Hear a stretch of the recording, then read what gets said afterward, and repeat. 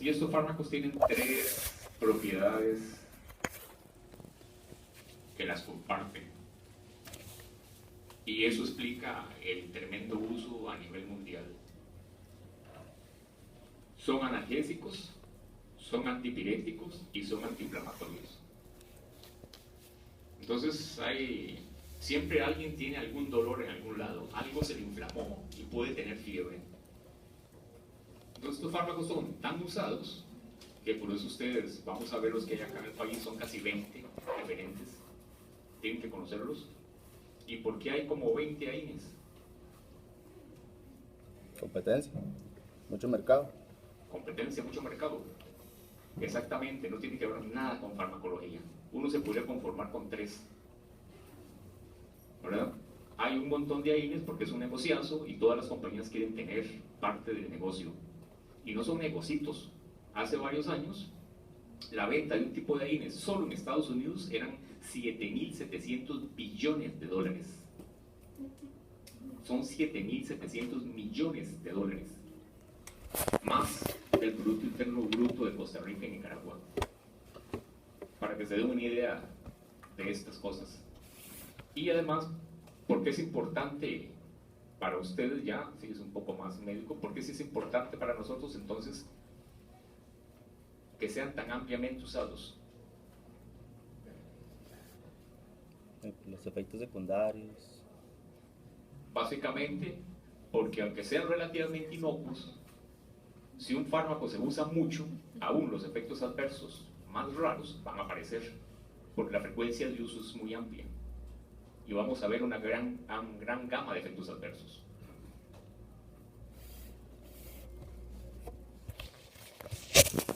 Entonces, estos fármacos, los que son realmente llamados AINES, tradicionalmente,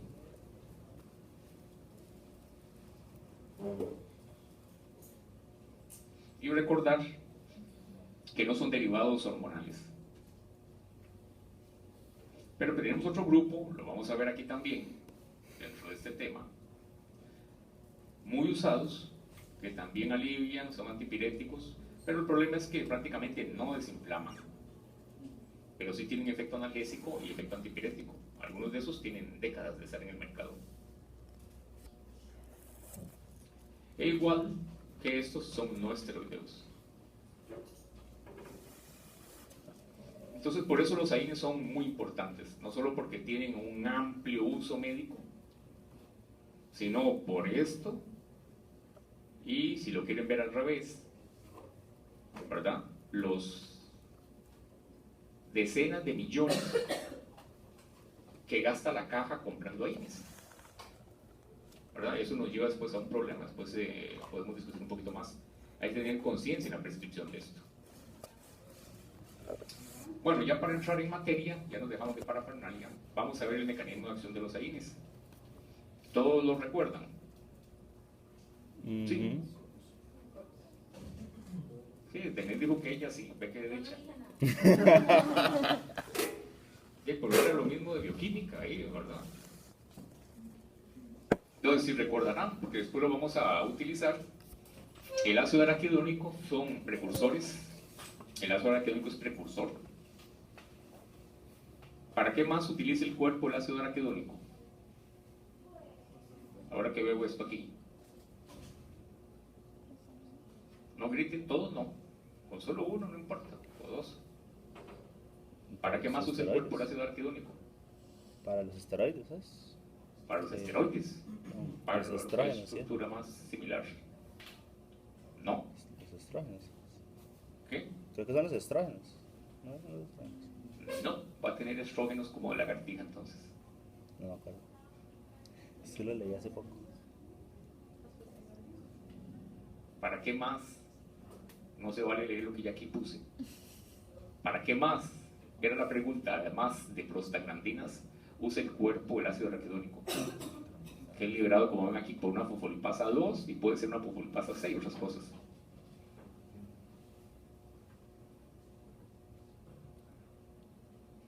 Que lo vieron a penticas el semestre pasado, el ciclo pasado. ¿Y ahí? Para segundo mensajero de la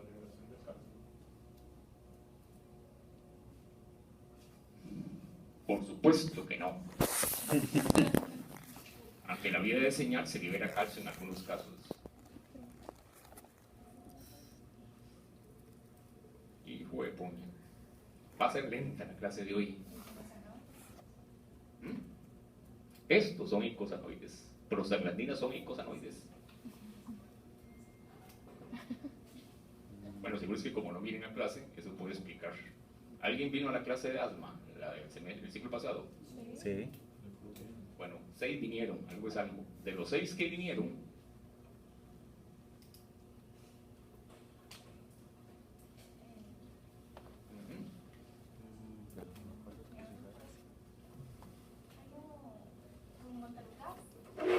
exactamente, leucotrienos, producen leucotrienos.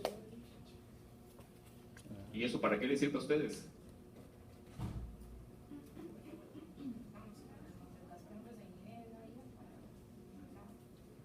Porque los leucotrienos participan en la inflamación de vías respiratorias y generan producción de muco, y si tenemos fármacos que los antagonicen, los podemos utilizar como antiasmáticos. Eso. 6 minutos para eso.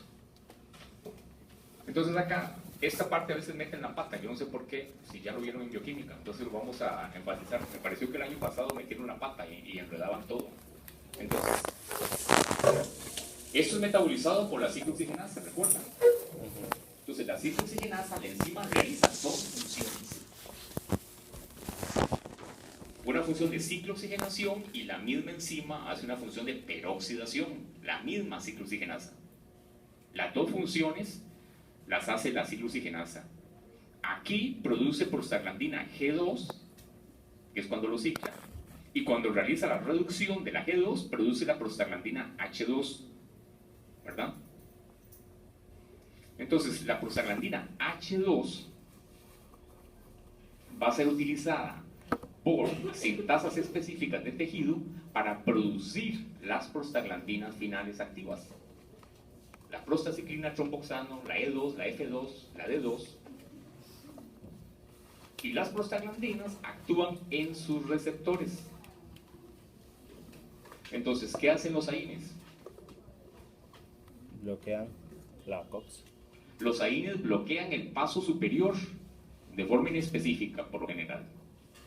Los AINES bloquean la ciclooxigenasa.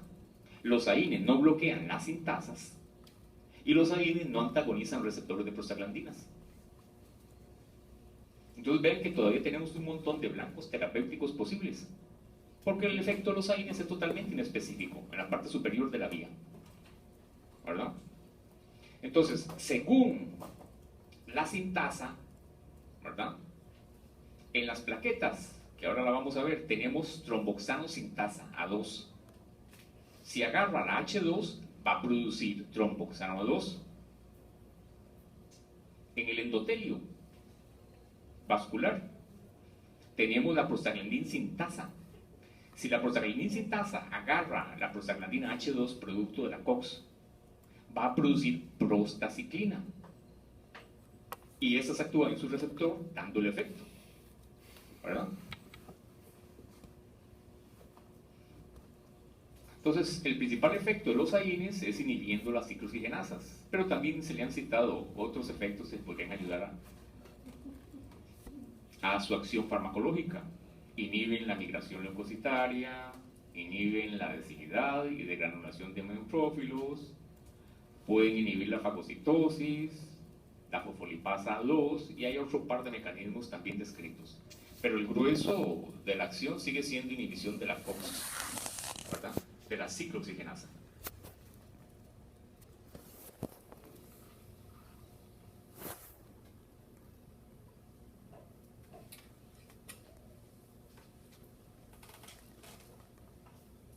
Entonces los AINES los vamos a subclasificar según la especificidad por la ciclooxigenasa.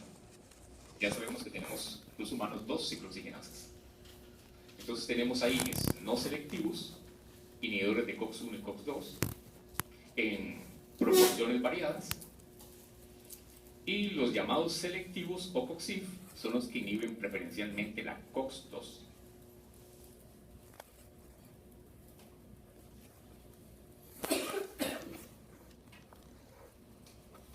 De las ciclooxigenasas vamos a ver dos cosillas, que recuerden, me imagino que ya las vieron.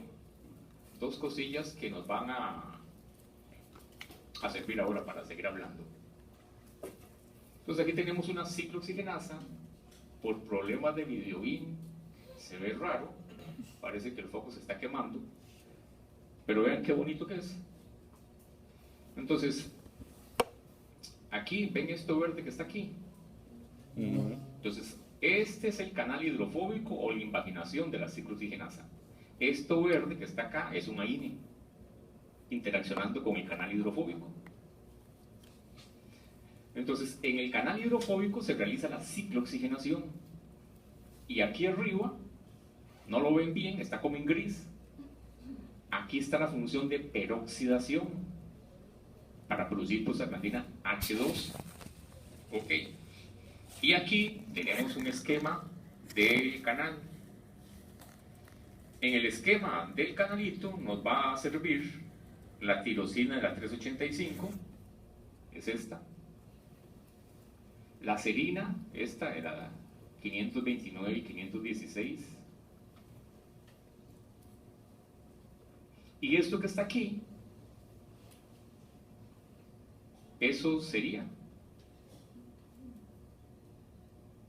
El canal, el poro. lo amarillo, eso que ven ahí delgado, la hilera amarilla. Esta, la ven acá, soy yo. Esto. Dice, pues no sé qué es. Es el... Ahí digan algo, porque eso se despierta. Diga usted que le gustan las hormonas, debe ser por ginecobstetricia. Bueno, los AINES también se inician, claro. Reducir las hemorragias. ¿Sí? ¿Qué es eso? ¿Alguien tiene una idea? El AINE.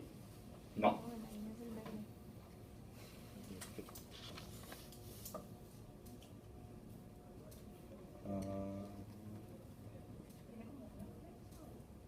Tiene como una flecha. Sí, hay una flecha diciendo que aquí está la valina, pero lo que nos interesa es esto de aquí, ¿verdad? Es una cadena larga. Es una cadena larga, como de 20 carbonos. Eso es el ácido araquidónico. ¿Qué otra cosa va a hacer? Está. Entrando en el canal, ¿verdad? Y corrientemente entonces el ácido araquidónico reacciona con el carbono 13, con la tirosina de la 385, para empezar a dar el ciclo y formar la cabeza de la prostaglandina. Este nos va a servir después, la serina esta y la eusoluxina también la vamos a ver. Entonces, sufre la ciclooxigenación, llega a la zona de la peroxidación, sufre la reducción y ya tiene entonces la prostaglandina H2. ¿Dónde actúan la mayoría de los AINES? En el poro hidrofóbico. En el canal hidrofóbico. O sea, lo que dan es un impedimento estérico. Se introducen en el canal e impiden que entre el ácido araquidónico. La interacción no es exactamente idéntica en todos, pero así es. Fue por el video viendo, o sea, que no sabía muy bien. Sí, porque yo vi amarillo y ustedes veían como verde, ¿verdad? Sí. No, no tienen que saberlo, pero ya hay que vacilar de vez en cuando con ustedes. Se me aburre la clase. Ya que Denis se esconde para no responder. Nada más, si se ve medio verde, si es el videoin, ¿verdad? Así no es, vea los colores. Debe ser el bombillo que ya está pataleando. Ok, eso recuérdenlo, porque después no van a entender lo que les voy a hablar. La ciclooxigenación, PG2, y la reducción, la PGH2. Entonces, vean eso ahí, ¿verdad? Donde dice COX-1, realmente es COX-1, y donde dice COX-2, significa COX-2, ¿verdad? Estamos viendo las ciclooxigenasas. Viendo eso, ¿hay alguna diferencia?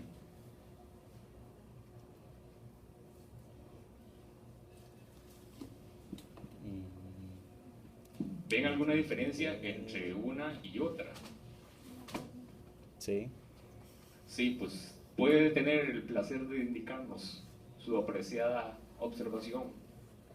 Es que la forma, digamos, la parte interna se ve distinta. Ajá. o sea, como la forma del canal, digamos.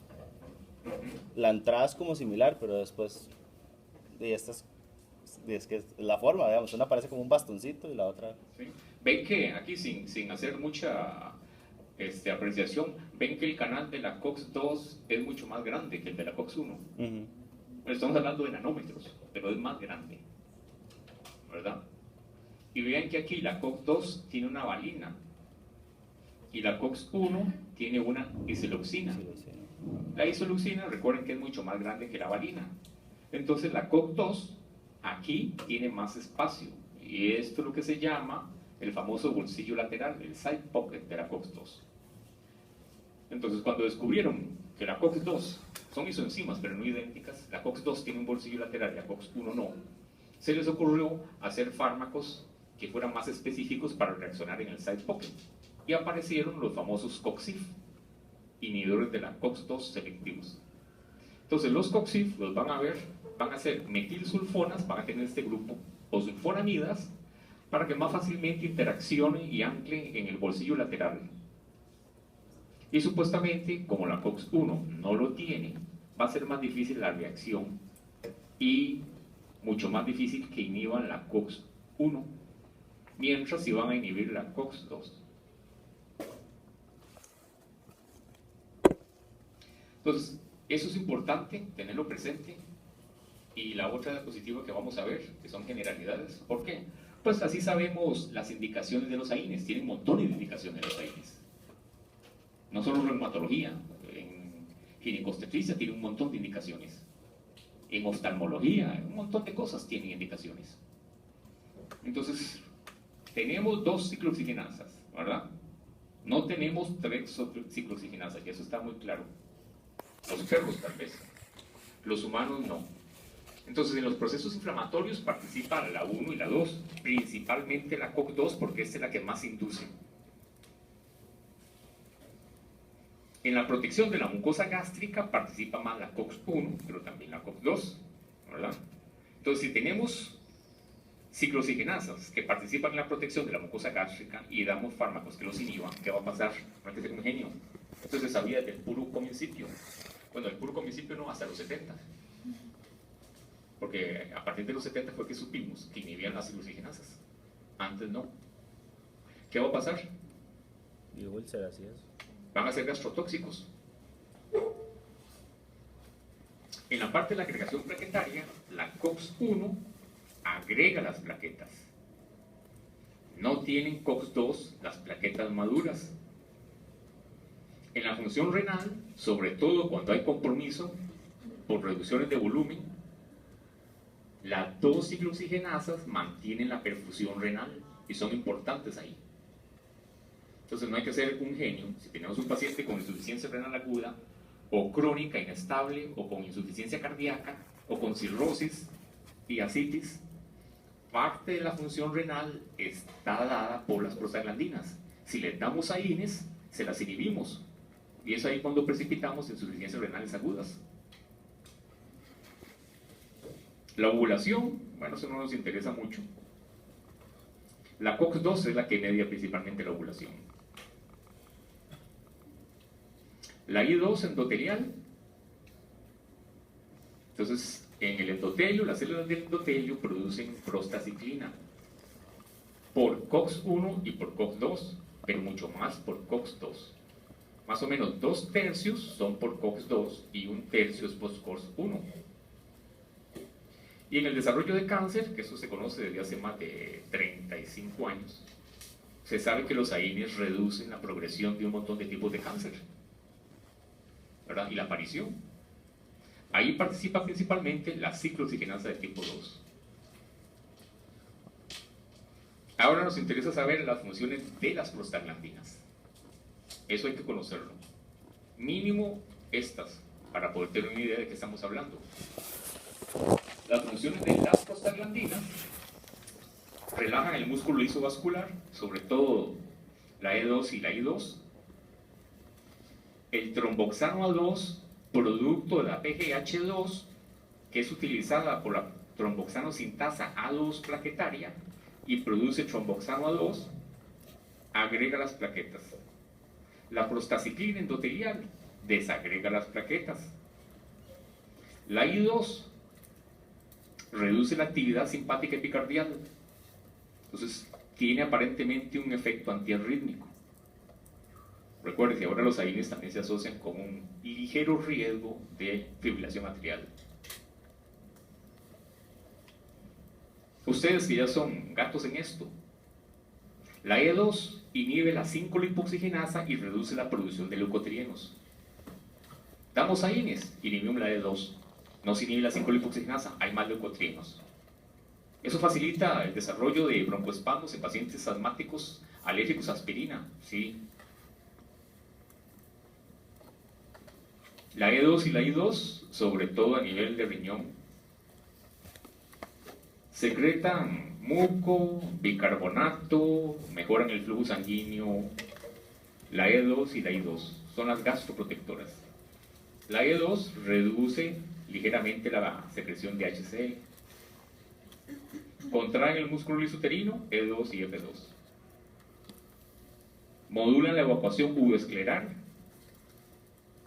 la Fe2. ¿Y esto nos sirve para? Glaucoma. Para el glaucoma. Los fármacos de elección, entre otros, para manejo de glaucoma son análogos de prostaglandinas. Lo hacen por esa vía. Y ahora tenemos que ver los medicamentos. Entonces, los que vamos a ver acá son los mínimos que tienen que conocer, son los que están en el país. El Goodman tiene otros libros, otros que no están aquí, algunos nunca han estado, y otros ya se fueron. Entonces, de los coxif tenemos sulfonamidas y metilsulfonas y sulfonamidas. La metilsulfona es el etoricoxif. Ese lo tenemos ya aquí en varias marcas. Y las sulfonamidas, el celecoxif y el valdecoxif, parecoxif. Realmente lo que aquí quedó es el parecoxif. Y vean la estructura acá, que supuestamente ayuda a interaccionar más específicamente con el side pocket de la COX-2.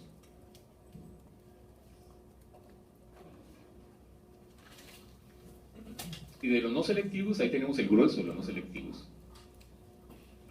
Los derivados de ácidos fenólicos, meloxicam, peroxicam, piroxicam, y tenoxicam. El tenoxicam no tiene la caja. De los salicilatos tenemos salicilato y el ácido acetil salicílico, hay esa aspirina. De los derivados del ácido nicotínico, clonixinato y lisina. Y sulfonanilidas todavía ha sobrevivido la nimesulida. Entonces, 4 grupos diferentes acá. Todos estos, por lo menos estos, son muy populares.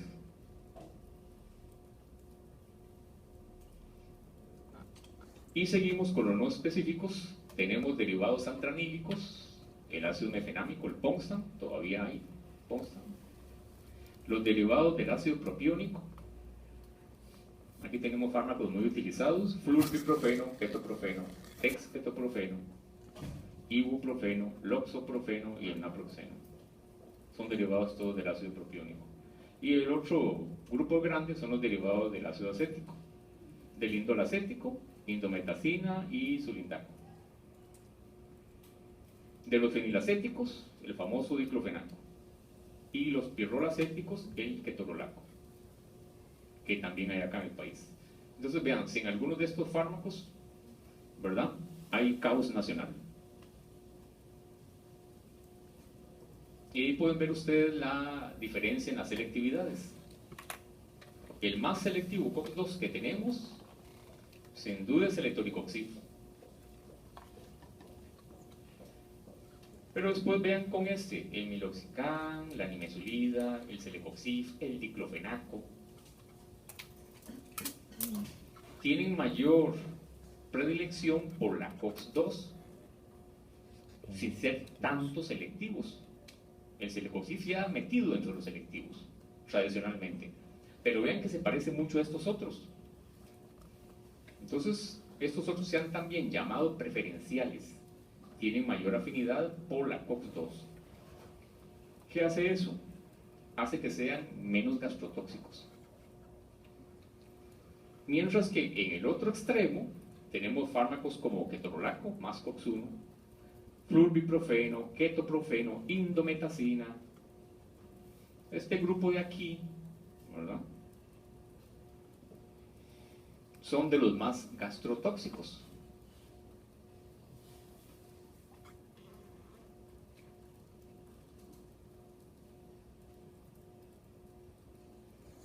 Si ven acá la distribución, vean el diclofenaco. Aquí está la COX-1 y aquí está la COX-2. Como punto 5 casi acá, o punto 3, mejor dicho. Y aquí no llega ni a punto 1. Como 10 veces por lo menos más selectivo por la COX-2 que por la COX-1. Aquí está el etoricoxib, no se ve bien, pero es por el videobin. Y aquí vean dónde está el acetaminofén. El acetaminofén inhibe preferencialmente la COX-2. El acetaminofén también inhibe las ciclooriginasas, sobre todo la COX-2. Alguna gente incluso en algunos artículos le pone que este también es un preferencial COX-2. Y por eso comparte algunos de los efectos de los AINES.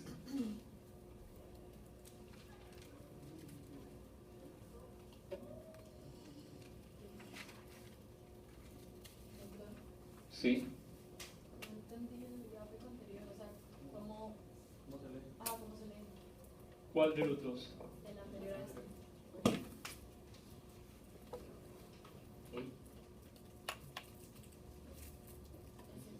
Aquí está la IC50 sobre la COX-1 y aquí está la IC50 sobre la COX-2. ¿Verdad? Entonces lo que uno compara son las concentraciones inhibitores 50. Ok, entonces el diclofenaco, por eso tú necesitas, por ejemplo, una concentración menor para inhibir el COX-2. Exactamente, aquí la ven, ¿verdad? Que punto 5, ahí bateando, ¿verdad? Aquí, porque no está mucho. Miren, para inhibir la COX-2, mientras que para inhibir la COX-1, ¿verdad?, aquí ocupa un poco más. ¿Y cuál entonces sería? Bueno, no se ve mucho la diferencia ahí, porque da el punto 0.5, pero sí es mucho mayor. ¿Cuál sería entonces más afín a la COX-1? Algo como este, véanlo acá, vean el naproxeno, es como de 11 o 12, difícil decirlo acá, un 20 tal vez. Y sobre la COX-1, vean que sería como 60 o 70. Entonces, esto es más sobre la COX-1 que sobre la COX-2.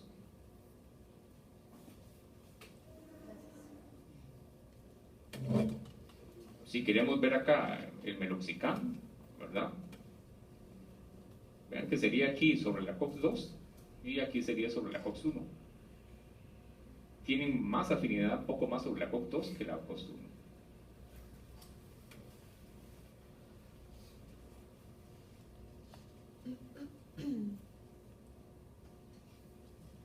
Entonces que tienen más, un poco más afinidad, no es que no inhiben la otra, inhiben las dos.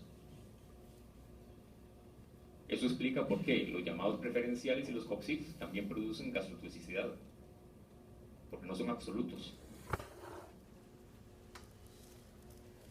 Bueno, ahora vamos a hablar de la aspirina para que vean un ejemplo. Algo tan sencillo y común como aspirina. ¿Qué tienen que saber ustedes para prescribir una aspirina que está en cualquier pulpería, en cualquier supermercado? ¿Ocupa usted saber algo para prescribir aspirina en estos tiempos modernos? Debería. Bueno, entonces vean lo que ocupan saber, ¿verdad? Si no saben nada, la ventaja cuando uno no sabe nada es que no ocupa nada. Simplemente le duele la cabeza, entonces, quiero bajar la vida, entonces, y ya está. Y como no sabe nada, no piensa nada. Pero ustedes, como si saben más, puña, hasta para una aspirina tienen que sentarse y ponerse a pensar. No solo es para el diagnóstico que tienen que pensar. Y vamos a ver un ejemplo muy fácil en este. Entonces, esto es la aspirina. El ácido acetil salicílico. Me falta acá el otro resto. Es que no se ve aquí. Por eso, aquí está. Entonces, recuerden que ustedes estuvieron trabajando con aspirina en el laboratorio el semestre pasado. Bueno, Denise se acuerda. Denise, usted por casualidad, recuerda que yo le dije al principio que ustedes podían oler los medicamentos, romperlos, chuparlos. Usted por casualidad olió la tabletilla de aspirina. Había que machacar unas y otras era la de cardioaspirina. ¿No se acuerda haber olido nada? O sea, yo me acuerdo que olieron muchas cosas, pero... Olieron muchas cosas. ¿Alguien ha olido una tableta de aspirina? Nunca. Tal vez sí, no olieron. ¿Ah? Tal vez. Tal vez, como tal vez. Usted tal vez la ha olido, pero no se acuerda si era aspirina la que olió. Exacto.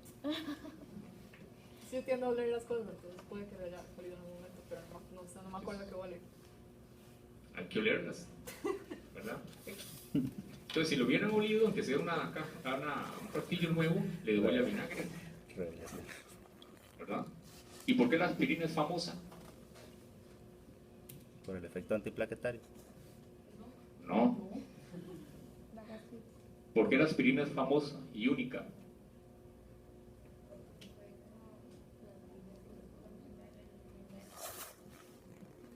Porque está desde hace muchos años. El No, chiste es ya se había sintetizado la morfina y todo, el aislado. En 1842 ya tenemos morfina. La aspirina es lo que es, porque si no, no terminamos nunca la clase, por el acetato que tiene aquí. Por esto. Recuerden, aquí se hidroliza y da ácido salicílico, que es el metabolito, y que es analgésico y antipirético, y libera el ácido acético. Y para que se pongan a pensar, no quiero decirles todo, parece que no amerita, la aspirina tiene una vida media de 20 minutos. 20 minutos. Es la vida media de la aspirina. Entonces, ¿se están fijando en esto? Sí. Otra vez tenemos acá la invaginación de la ciclooxigenasa, ¿verdad? ¿Recuerdan la serina que estaba metida en el canal? Y yo les dije que le pusieran atención. Ah, bueno, nuestro famoso ácido acetil salicílico entra en el canal, reacciona con el hidroxilo de la serina, le pega el acetato de forma covalente y después sale como ácido salicílico. Y esta unión de aquí es irreversible. Y esto solo lo hace la aspirina, ningún otro aire. ¿Me van siguiendo, verdad? Entonces, aquí tenemos otra vez la COX-1, la COX-2. Aquí lo que nos interesa ahora, por supuesto, vean acá la tirosina que yo les dije, ¿verdad? Vean aquí donde están las serinas. Entonces, contra estas serinas reacciona el ácido acetil salicílico. Entonces, la aspirinita entra por aquí, reacciona acá, le deja el acetato aquí pegado. Lo mismo hace con la COX-2, porque le inhibe la tos. Entra por acá y le deja aquí pegado el acetato. Entonces la aspirina inhibe irreversiblemente la COX-1. Pero debido a lo que vimos y a lo que ya ustedes saben de la COX-2, la aspirina no inhibe la COX-2 de forma irreversible.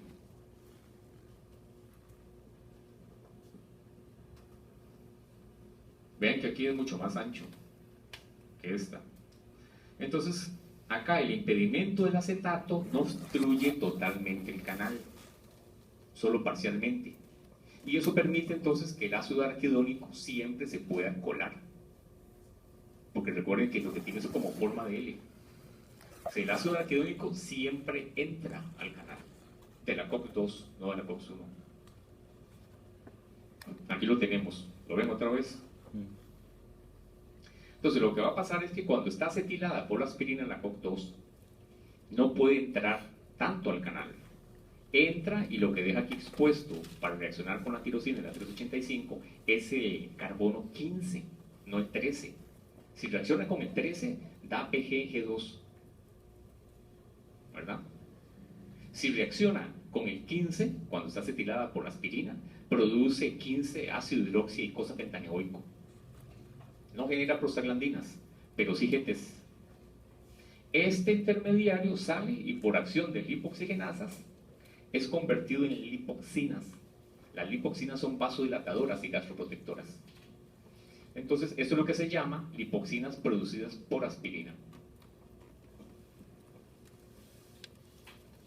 Ahora sí, vamos a ver, ya que conocen los pormenores, vamos a ver la aspirina en profilaxis de infartos y accidentes vasculares cerebrales. Qué bonito, ¿eh? El corazón. Como late. Claro, no vayan a meter ahí la mano. Entonces, basándose en todo lo que ya vimos y en este gráfico, que sí es de color gris, ¿por qué podemos usar la aspirina como cardioprotectora? Porque bloquea la COX-1. Porque bloquea la COX-1. ¿Y qué? ¿También bloquea la COX-2? Sí. Vamos, para bloquear la COX-1 de manera irreversible. Y también la Entonces, COX-2. Pero la COX-2 no es irreversible. Ah, pero no hace prostaglandinas.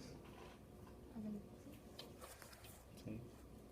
Pero, bueno, al bloquear la 1, Ujú. no Al permite que bloquear se, la 1, ajá, no permite que se agreguen las plaquetas tan fácilmente.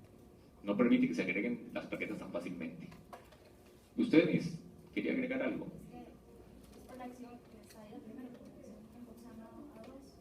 Bueno, obviamente por todos, pero digamos, esa es la que uno ve, es por la acción que impulsan a dos, porque, digamos, como el impulsan a dos es muy malo para el corazón, porque es vasoconstrictor. Es malo para el corazón a este nivel. Facilita la creación plaquetaria. Es vasoconstrictor. Sí, pero no es malo para el corazón. Digo yo, fuera muy coloquial. Bueno, entonces, por todas estas acciones que bloquean el impulsan a dos, entonces es un cardioprotector. Ujú. Más bonita esa palabra. Sí, más bonita, sí, cardioprotector, ahí, ¿verdad? No usamos, es que estorba, ¿verdad? El que diga estorba sale de la clase. Pero también va a bloquear la COX-2. Bueno, pero Sí, yo estoy poniendo la pregunta de ejemplo. ¿Va a bloquear la COX-2, mi estimada Denise? Entonces, Sí, pero usted nos acaba de decir que entonces entra hasta el carbono 15 y entonces crea las lipoxinas. sí. ¿Y Son qué? vasodilatadores. Estamos hablando de prostaglandinas. Bueno. Don't confuse. Estamos hablando de prostaglandinas. Pero, Pero es que no se hace la prostaglandina, entonces No. se hacen más lipoxinas. Sí. bueno, yo lo que tenía entendido era como que este bloqueo de la COX-1 dura Ajá. más tiempo que el de la COX-2. Entonces, ¿Y por qué va a durar más tiempo si los dos son irreversibles? O sea, la acetilación es covalente, irreversible. entonces no sé si más bien era que era más afín por la 1 o por la una de las dos. Eso está mejorcito. Entonces, muy posiblemente la aspirina es más afín por la COX-1 que por la COX-2.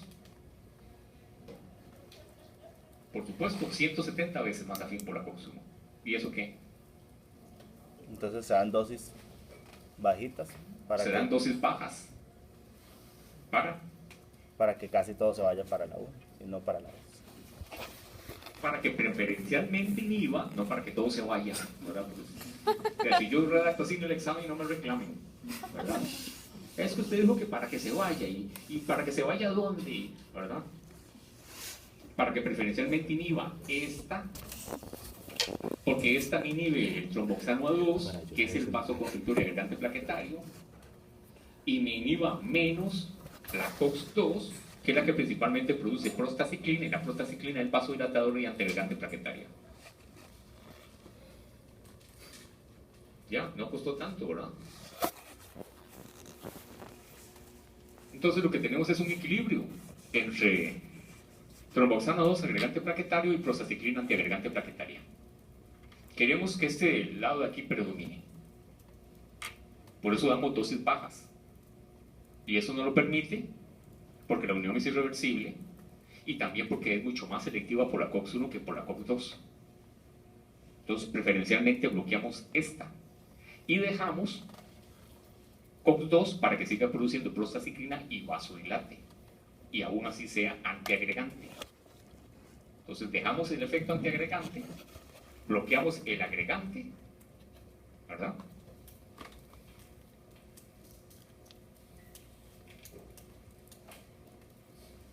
Hasta ahí está bien. Entonces, ¿qué pasa si a este sistema yo le doy un Coxif? A este sistema no, a un paciente que sería. ¿Qué pasa si yo ahora, en lugar de aspirina, le doy a un paciente con riesgo cardiovascular un COX-2 selectivo?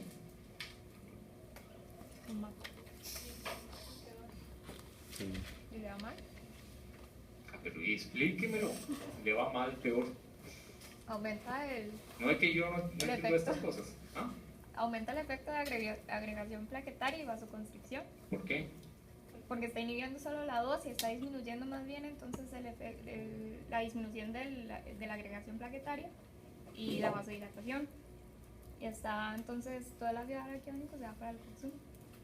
Me hace tromboxano A1 y me hace más vasoconstricción y agregación plaquetaria. Es tromboxano 2 se llama. Perdonados. Exactamente. Entonces estás el equilibrio en ese sentido. Y eso es cierto. ¿Funciona la aspirina en prevención primaria?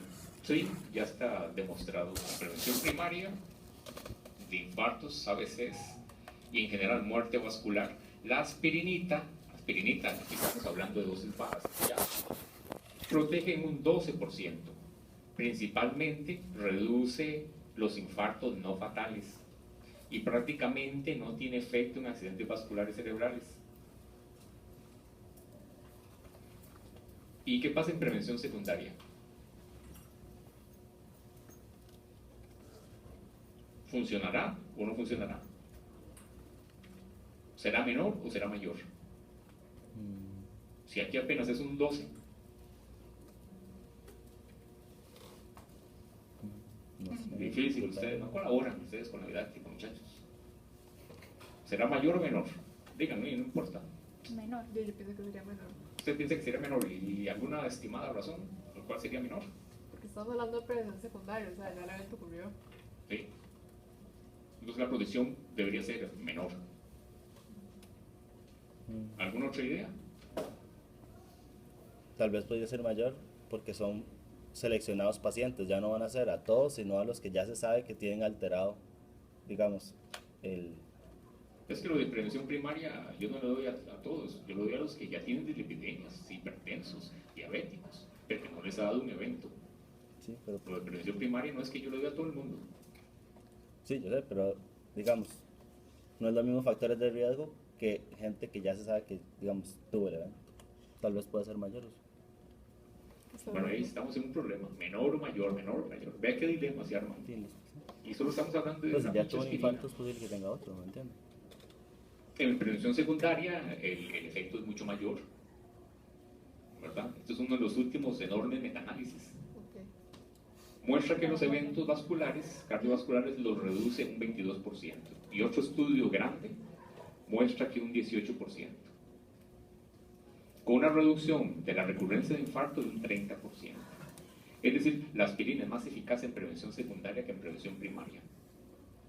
Y básicamente, ¿por qué? Lo que dijo el compañero, los de prevención secundaria están más mal que los de prevención primaria. La aspirina actúa más en el que esté más mal y menos en el que esté más bien. Ahora bien, de este datito de aquí, ¿no les llama algo la atención de ese porcentaje? Yo estoy hablando de que indique que reduce las recurrencias de infarto en un 30%. Yo les dije 40, o 50, o 60, o 70, o 80.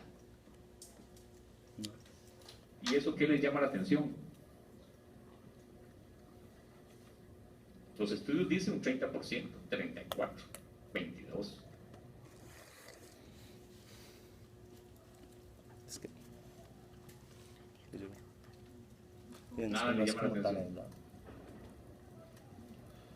Que de 100 pacientes que usted les dé, son porcentajes relativamente bajos. Y sí, ¿Yo qué quisiera? Yo quisiera un 80%, 75%, 90%. Entonces yo tengo 100 pacientes y a todos les doy aspirina, y yo no sé cuál, pero solo a unos cuantos les va a funcionar. Y yo les doy a todos. Pero de eso a no tener nada significa miles de vidas más por año. Antes no teníamos nada, ahora un 30% con un medicamento barato y simple es bastante. Pero es lo mismo para que vean las realidades. Sí, yo le doy aspirina y qué, y me quedo ahí sentado y la prescribo. Y lo estoy viendo a los ojos al fulano, y yo no sé si le va a servir o no. Es que hay que hacerlo. Y esto me va a ayudar a mí, y ya con esto no me da infarto. Me empiezan las preguntas difíciles. Bueno, tiene un mayor porcentaje, ¿verdad?, de sobrevivir y taca.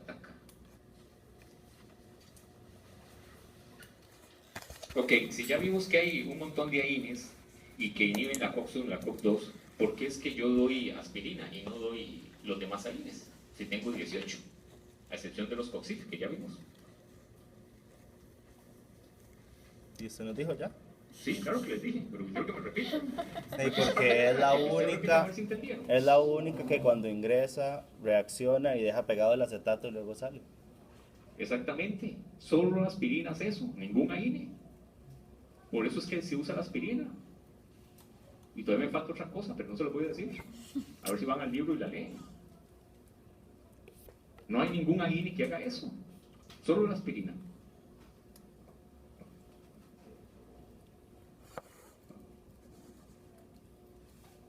Negro, vean qué bonito, es rojo. No es así, como muerto, Ay, qué no, baja, no, es el cálculo se ve ahí. diferente. ¿Quién sabe qué será? ¿Joden los cables o qué? No, es el videolink con la conexión. Bueno, aquí la pantalla de la compu tiene razón, está igual. Bueno, sabotaje. Bueno, otra cosa importante, ahora sí, vamos a detalles. ¿Cuánto tengo que inhibir yo la COX-1 para que me dé un efecto antiagregante plaquetario? No sé. A ver, si no saben, baten ahí con eso. ¿Cuánto tengo que inhibir en porcentaje? A ver, díganme algún porcentaje. Usted que está ya despierta, señorita. Un porcentaje del 1 al 100. ¿Cuánto cree usted que tenga que inhibir la COX-1 en un paciente para salvarlo de que se muera por un reinfarto? 60%. ¿Usted? 40%. También, no copie, diga 30. ¿Y usted?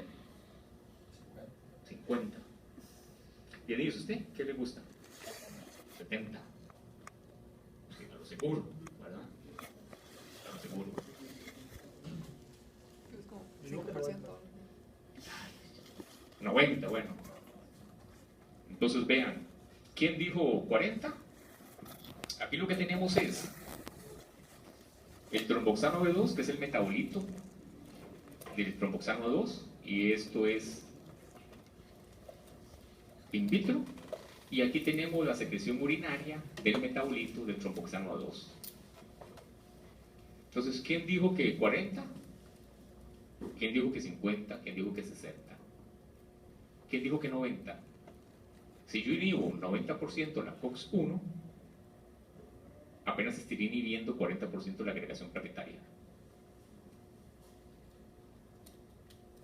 40, es como estar perdiendo el tiempo. 50, siga vacilando.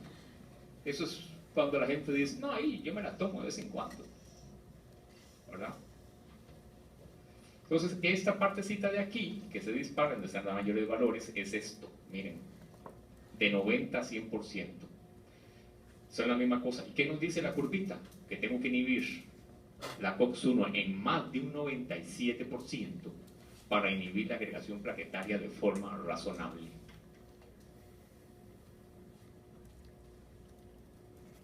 Hay que estar en estos ámbitos para inhibirla de forma adecuada. Y aún así, vean qué interesante, aún así no llegamos al 100%, pero es donde están las máximas inhibiciones.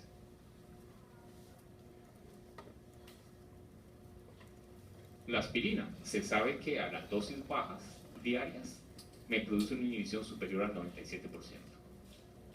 El naproxeno, en dosis de 1 gramo diarias, me produce inhibiciones por lo menos del 95% de COX-1. Los dos son COX-1 preferenciales, ¿verdad? ¿Por qué los demás no sirven? Vean la inhibición de la COX-1 por los COXIF, de nada a 20%. ¿Qué hago yo con inhibir 20% de la COX-1? Nada. ¿La inhiben? Sí. ¿Y qué? Nada. ¿Qué hago con los demás, que son COX-2 preferenciales o los demás mixtos, que inhiben de 20 a un 50% la COX-1? Nada. ¿Qué hago con los AINES ya tradicionales, los más COX-1, que se inhiben de 50 a 90%? Nada. Tengo que estar aquí arriba para lograr un efecto.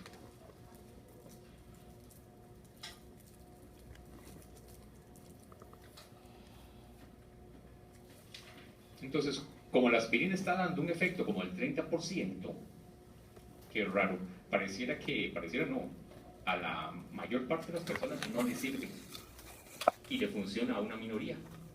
Falla terapéutica. ¿Por qué creen que hay falla terapéutica con la aspirina? No se la toman todos los días. Eso es lo principal, lo mismo de todo el mundo. No se la toman. Está volando. No se la toman diaria con el esquema. Y la otra cosa, que tampoco nos vamos a golpear con el pecho, es que la pobre aspirinita no puede hacer todo. Entonces tampoco, por lo que conocemos de fisiología y bioquímica y de la farmacología, tampoco esperamos protecciones de 100%, ni de 90, ni de 80 con la aspirina. Si recuerdan, la plaquetita, vean lo que estamos actuando nosotros. Estamos bloqueando aquí, ¿verdad?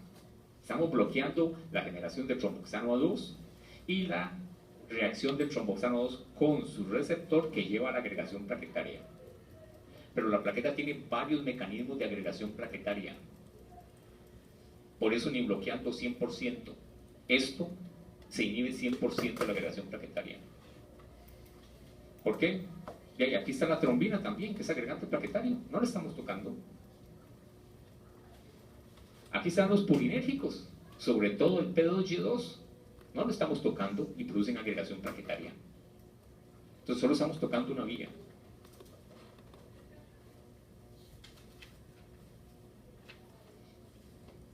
También se ha citado que este metabolito de prostaglandinas se genera y tiene efectos vasoconstrictores y agregantes plaquetarios y puede afectar eso. Otra gente ha dicho que la COX-2 de los macrófagos está activada y puede generar H2, que puede ser tomada por la plaqueta y generar tromboxano A2, porque la tromboxano sintasa A2 no está inhibida. Lo que está inhibida es la COX-1.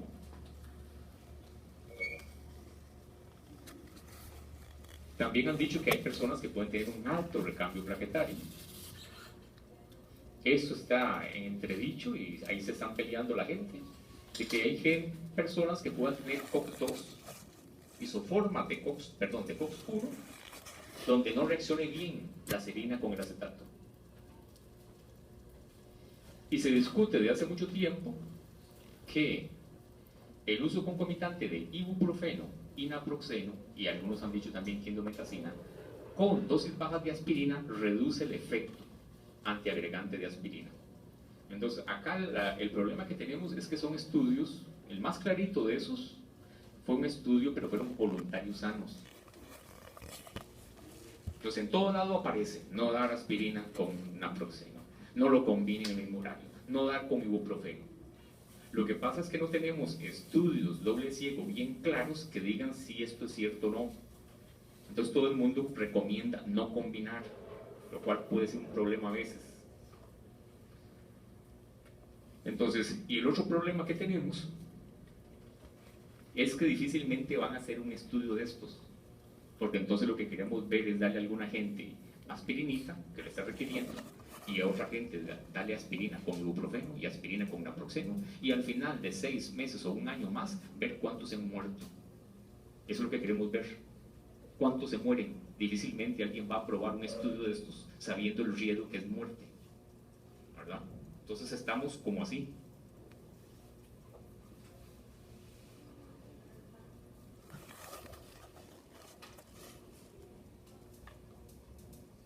Bueno, yo sé que ustedes no tienen muy buenos recuerdos seguimos con el laboratorio, vean que todo está aquí fríamente calculado. Si algunos fueron a hacer el laboratorio de forma dosificada el semestre pasado, trabajaron con cardioaspirina, ¿verdad? ¿Cuánto duró la cardioaspirina para disolverse? No se disolvió en 3 horas que tienen de laboratorio, ocupa como 6 horas. Entonces, si yo tengo un paciente con un infarto ST y las guías dicen que tengo que darle aspirina, ¿qué tipo de formulación de aspirina yo nunca le daría y por qué? Vean cómo entra todo, cosas que parecen sencillas, pueden ser mortales.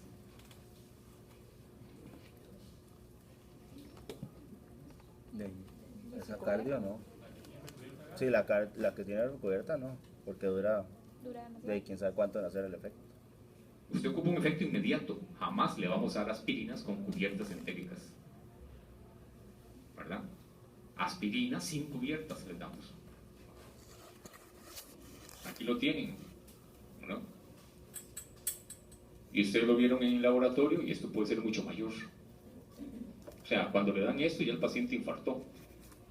Uy, es que era resistente a la aspirina. Mentira, es que ni siquiera se la absorbió.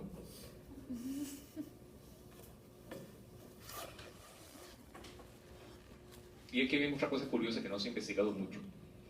Se le estaba dando 75 miligramos de aspirina con cubierta entérica. Aquí la probabilidad otra vez de respuesta incompleta a la aspirina. Vean qué interesante. Aquí sube la probabilidad de falla de respuesta a la aspirina. Ven qué chirote, lo que no se ha investigado mucho, parece racional. Conforme aumenta el peso del paciente, la falla aumenta. Si mantengo la dosis fija. Parece racional. Usamos los medicamentos contrapeso. Pero la aspirina, todo el mundo, así, todo el mundo, igual, negro, flaco, alto, de 80 metros, lo que sea, la misma. Ven que parece que no es cierto. Y la otra cosa interesante, ¿verdad? Es que el fallo se aumenta con la edad, se reduce con la edad y se mejora conforme avanza la edad. ¿Por qué?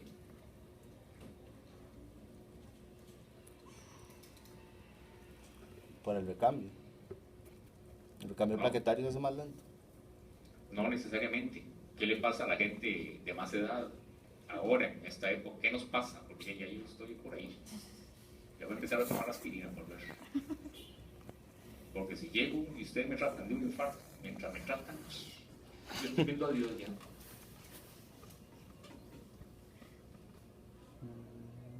Porque entre más viejos somos, más factores de riesgo tenemos, en general. Y ahí se está viendo. Y entre menos jóvenes, entre menos viejos seamos, menos factores de riesgo tenemos. Lo que les dije, la aspirina le sirve más a los más complicados y menos a los menos complicados. Y ahí puede estar la explicación. Sí. Mi explicación está buena. Con lo del peso, digamos, ¿no puede ser también que al aumentar el peso hay más factores de riesgo? No sé, porque Puede la ser, dosis no se puede reduce. ser también, claro, que es que tenga más obesidad, más dislipidemias, ¿verdad? Puede ser. Pero yo creo que esa gente lo corrigió contra eso, ¿verdad? Pero puede ser eso, claro. Que tenga más peso, no por tener más masa magra y que sea más alto, sino porque es más gordinflón, ¿verdad? Puede ser.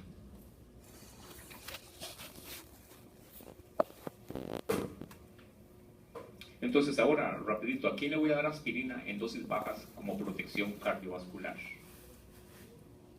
En profilaxis primaria. ¿Qué si le doy un infarto? Un ABC.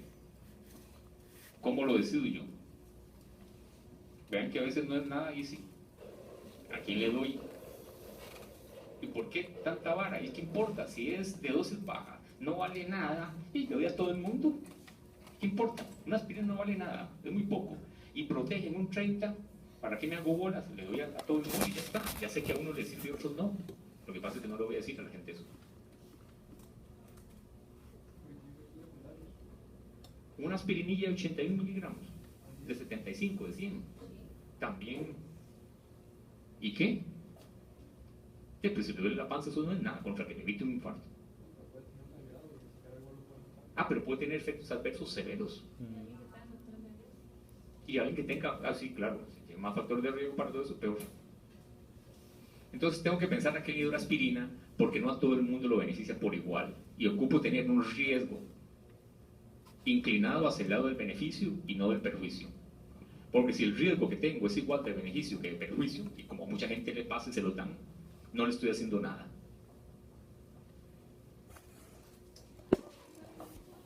Estos son de los estudios de Framingham. Hay varias calculadoras para que nos ayuden.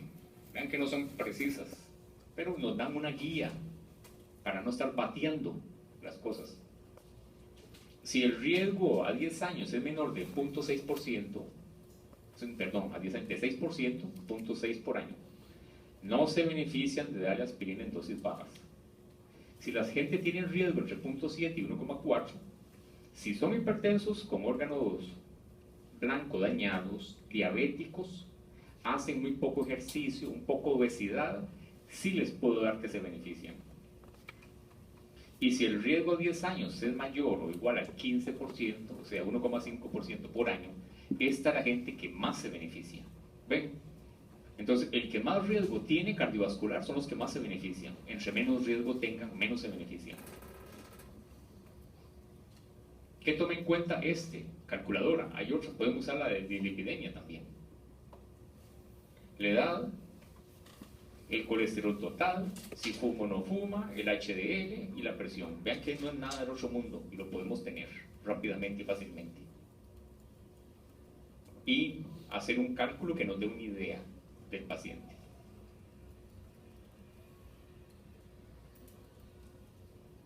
Entonces, ¿por qué no lo doy a todos? Porque la aspirina aumenta el riesgo de sangrado alto gastrointestinal y la aspirina aumenta el riesgo de accidentes vasculares cerebrales hemorrágicos. Ah, pero estoy hablando de 82 miligramos. Igual, también lo hace. No en la proporción de estar dando 2 gramos o 4, pero lo hace. Y aquí estamos hablando, vean gente, es que yo no le voy a dar a 100 personas. Miles. Y en ciertos países son millones tomando aspirina. Entonces, ¿qué es lo que yo quiero? Simple y llanamente. Vea, Denise, qué fácil que es. Pues, ¿qué es lo que usted quiere cuando usted le da a un paciente aspirina? Evitarle un daño, ¿sí? Yo no quiero matarlo, ¿verdad? ¿Cómo pasa? A veces ha pasado y se ve ahí. El paciente no reinfartó, se murió.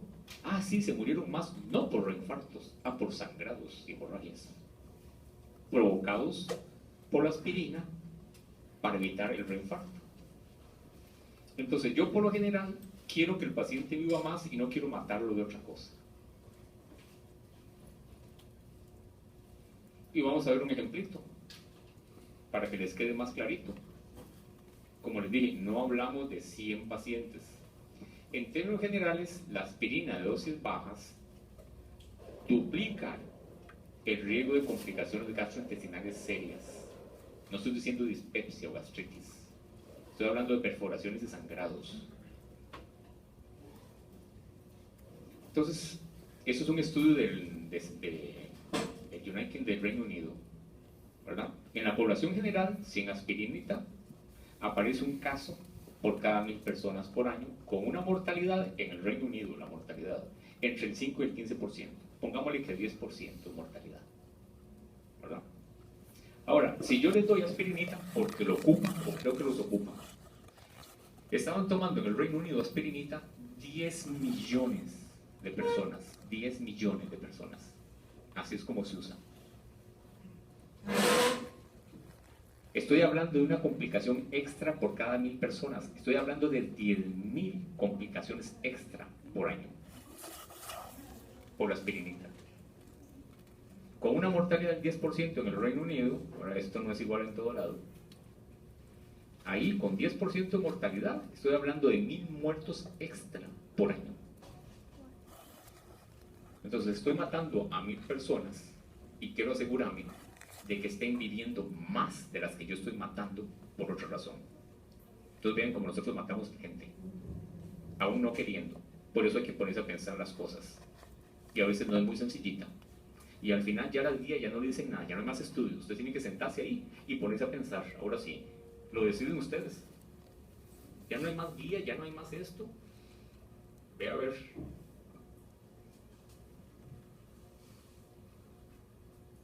Bueno, es esto mismo, pero si no, nunca terminamos, yo creo. Avancemos un poquito.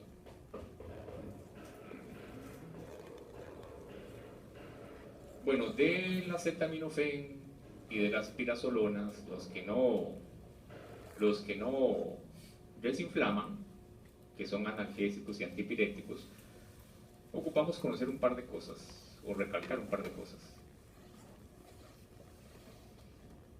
Primero, aunque nos dé vergüenza, el mecanismo exacto del acetaminofén no se conoce. Y preciso, no se conoce. Se lo damos a embarazadas, sí, y a bebés, sí, y a prematuros, sí, y a adultos mayores, sí. El mecanismo exacto del acetaminofén no se conoce. Lo que ha estado en boga en los últimos tiempos, que es que inhibe la COX-2 con cierta preferencia, sí. De hecho, lo hace. Que eso explica todo y eso es todo. No sabemos, pero tiene algunas particularidades que sí se explican por la COX-2, pero otras no. ¿Verdad? Una de las que más llama la atención es que ahí están dando acetaminofén bioral para el cierre del ductus arterioso y le está funcionando como si fuera ibuprofeno y indometacina. Y esto se sabe que es básicamente por COX-2 y PEG2 y 2. Y le está funcionando casi igual que ibuprofeno. Entonces llama la atención. Entonces eso reafirma el mecanismo. Y es más por la COX-2 que por la COX-1, ya vimos. Entonces, el acetaminofén no bloquea el canal de las ciclooxigenasas. El acetaminofén no bloquea la ciclooxigenación. El acetaminofén bloquea la reacción de peroxidación de la COX-2. Eso explica entonces por qué los estudios no encuentran que interaccione con aspirina y reduzca el efecto de la aspirina. Porque el sitio de acción es otro, es la peroxidación. Entonces, impide la generación de PGH2 por bloquear la ferriloxoprotoporfirina. Bien. Entonces, si bloquea la COX-2, y ya dijimos que la COX-2 es la que más participa en la inflamación, ¿por qué estamos diciendo que el acetaminofén no desinflama? Que de hecho es así, prácticamente no desinflama. Entonces, como para todo hay explicaciones, se ha dicho que en el sitio de la inflamación se generan sustancias. Una de las demostradas es estiolfogete.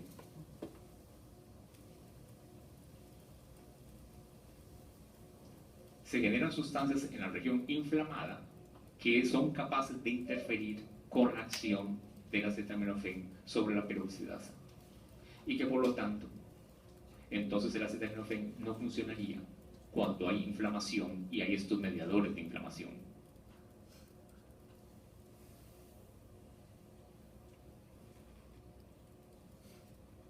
La otra cosa que ocupamos repasar del acetaminofén, que ya lo saben, ¿y por qué hay que repasarlo? Porque siguen habiendo un montón de muertes por año por intoxicación con acetaminofén. Entonces recuérdense que el acetaminofén, casi todo el que nos tomamos es conjugado con derivados de ácido glucurónico y sulfato y se elimina del cuerpo. Pero entre un 5 y un 10% es metabolizado por el 12,1 y el 12,1 forma la N-acetilparabenzoquinolinina, el NAPQI. El NAPQI es el hepatotóxico.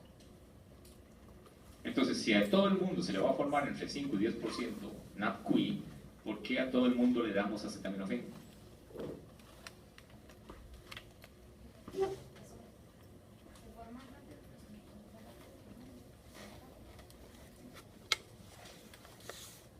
Sí, pero no es tanto porcentaje. Si las dosis no son muchas, tal vez no es tan tóxico como si las dosis fueran muy altas. Por eso hay un límite de dosis. No dar más de 4 gramos en un adulto.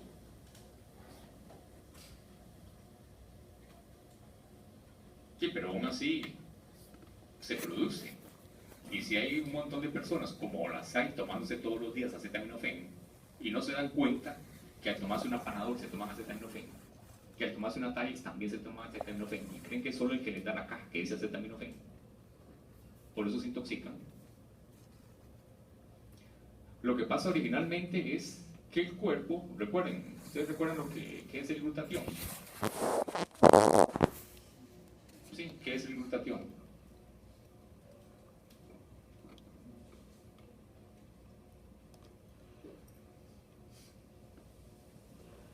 Bueno, ¿qué forma al glutatión? ¿Cuál es su composición?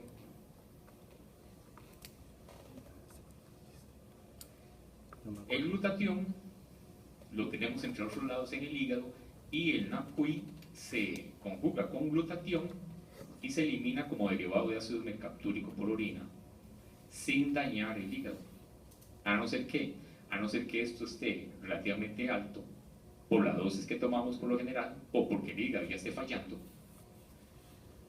y me deplete el glutatión dejando esto libre para que me oxide diversos componentes de los hepatocitos. Entonces, yo sabiendo esto, si quisiera dar un antídoto en alguien intoxicado por acetaminofén, ¿qué tendría que hacer? ¿Le da glutatión o un precursor de glutatión? ¿Por qué no le doy glutatión?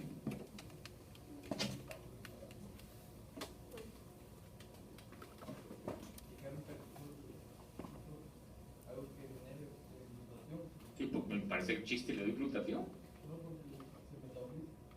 El glutatión es un tripéptido, ¿recuerdan? 3 aminoácidos. Entonces, Y se degrada muy rápidamente. Entonces doy un precursor estable, un metabolito estable, la famosa N-acetilcisteína, que es un mucolítico también. Entonces, oral, cuando se puede, que es la mayoría de las indicaciones, son 140 miligramos por kilo en dosis de carga. Y después 70 miligramos por kilo cada 4 horas hasta por 3 días para poder neutralizar todos los remanentes del NAPQI.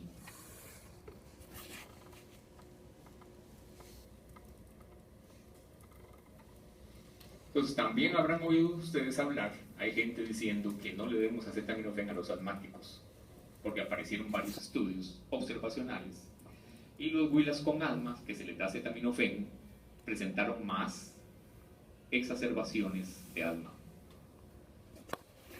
Entonces, gracias a Dios, bueno, no del todo, apareció recientemente el estudio porque los gringos estaban muy preocupados. Es lo que más usan.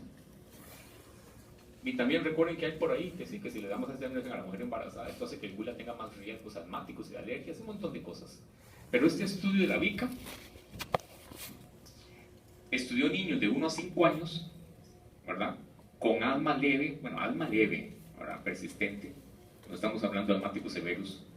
El asma leve, y cuando tenían fiebre o algún dolor, les daban ibuprofeno o acetaminofén, así los dividieron. Y no encontraron diferencias en complicaciones asmáticas en estos niños por ninguno de los dos fármacos.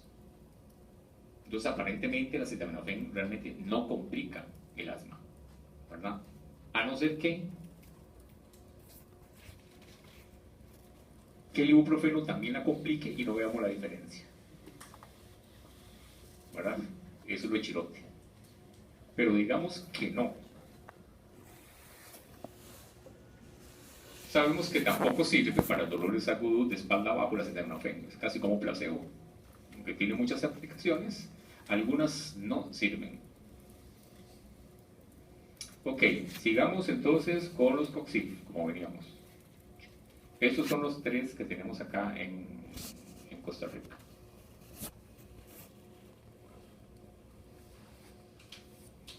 Y esta es una forma inyectada. Este es la prodroga del Patecoxib. Entonces este es el Patecoxib. Cuando se inyecta, se hidroliza aquí, se le quita este acetato y libera el Valdecoxib.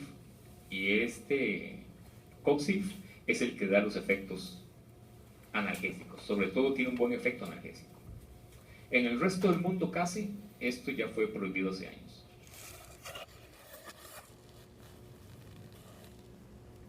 Y estuvimos hablando de que los COXIF tenían un riesgo cardiovascular. ¿Sí? ¿Por qué fueron prohibidos por eso? ¿Perdón? ¿Por qué fueron prohibidos por eso? Claro. Fueron prohibidos por algo muy chirote, te cuento la historia. Entonces presentaron, lo que querían era demostrar que el Valdecoxib era muy bueno en cirugías cardiovasculares y que no había que darle a los pacientes tanta morfina y oxicodona. Entonces agarraron pacientes con cirugía de bypass coronario y les daban Valdecoxib inyectado la primera semana en 80 miligramos, inyectado.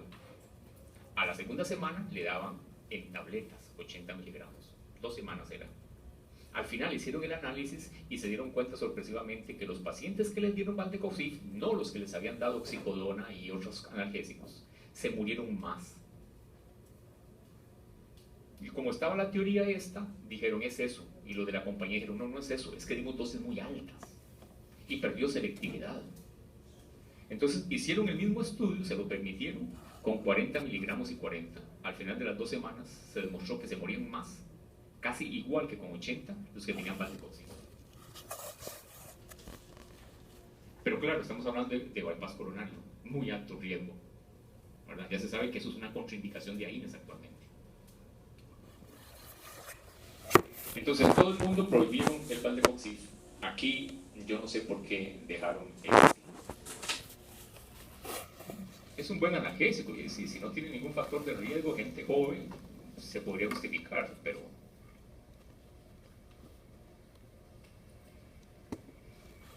Entonces, los COXIF tienen riesgo cardiovascular por lo que ya mencionamos, ¿verdad? Vamos a inhibir la PGI2 preferencialmente, sin tocar el tromboxano A2,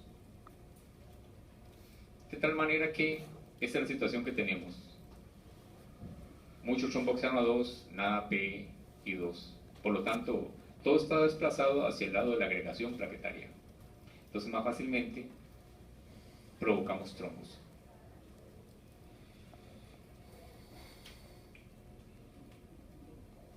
¿Qué pasó después? Ah, sí, caray, los COXIF son cardiotóxicos y se suspendió el Rofecoxib y el Valdecoxib. Ah, pero usted no dijo que todos los AINES bloquean la COX-1 y la COX-2. Con diferentes variaciones, o no lo dije. Pero está doliendo la espalda. Tómese un AINE. ¿Cuál AINE quiere para el dolor de espalda? No quiere AINES, bien dicho. Recuerdo un dolor de espalda. Y el señor fue y estaba, después me dijo la hija, ¿verdad? Estábamos así en una clase. Tenía un dolor de espalda el papá. Y entonces mi papá fue y compró piroxicam y empezó a tomar piroxicam, ¿verdad? Y al final lo que le dio fue un síndrome de Steven Johnson. Y el dolor de espalda era una pielonefritis. Entonces le estaba inhibiendo el diagnóstico y terminó con una reacción alérgica severa. Entonces esas cosas nunca se le olvidan a uno. Ah, bueno, pero volviendo a esto, es que de mí me distrae.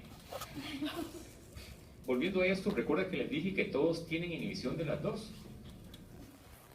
Entonces la gente se empezó a preguntar, diablos, si los COXIF tienen mayor riesgo cardiovascular, ¿los demás qué les va a pasar? Los que tienen preferencia por la COX-2, ¿también lo hará o no lo hará? Y se pusieron a investigar. El ibuprofeno en dosis altas, esa es la dosis máxima de ibuprofeno, la dosis antiinflamatoria. Duplica el riesgo. El diclofenaco en dosis máxima, esta es la dosis usual para nosotros, ¿verdad? Y en todo lado parece que la dosis máxima es ya de 100 para arriba, y eso es la dosis estándar de nosotros acá. El diclofenaco prácticamente duplica el riesgo. Los COXIF, vean acá, prácticamente idénticos al diclofenaco. El naproxeno, qué curioso, no aumenta el riesgo. Aquí más bien lo reduce, dándole el beneficio de la duda, digámosle que es razonable. ¿Por qué? Porque vean aquí cómo está el IC. Pero puede ser neutral. A ver, ¿por qué el naproxeno puede ser neutral? Está dentro de la variación estándar. No, la variación estándar pasó de 1. Se los acabo de decir. ¿Por qué el ibuprofeno puede ser neutral? Naproxeno. Naproxeno. Sí, naproxeno, sí, perdón. ¿Qué pasa por uno? Bueno, nosotros vimos. ¿Por qué pasa por uno? Se involucraba uno entre el banco, se podía jugar. Ujú, sí, pero del análisis. Pero alguna explicación de que por qué el naproxeno puede ser neutral o cardioprotector.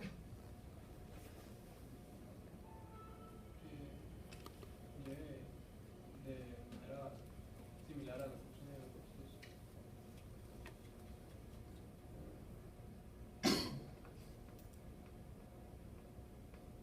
Porque acabamos de ver, pero parece que no están viendo mucho, que si yo doy 1 gramo de naproxeno, inhibo la COX-1 en más de un 95%.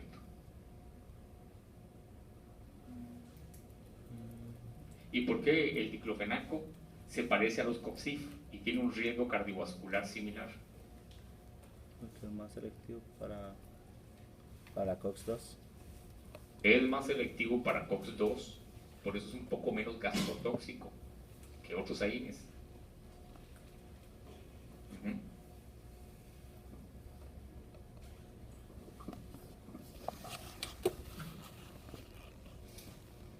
Y este estudio, que es un estudio bastante grande de los últimos, 280 estudios involucraron el Trialis. Este es más interesante porque digo que el riesgo es independiente de las características de línea base, incluyendo el riesgo previo vascular. Es decir, los COXIF aumentan el riesgo cardiovascular aún en gente que no tenga factores de riesgo. Por supuesto, mucho menos que los que tienen.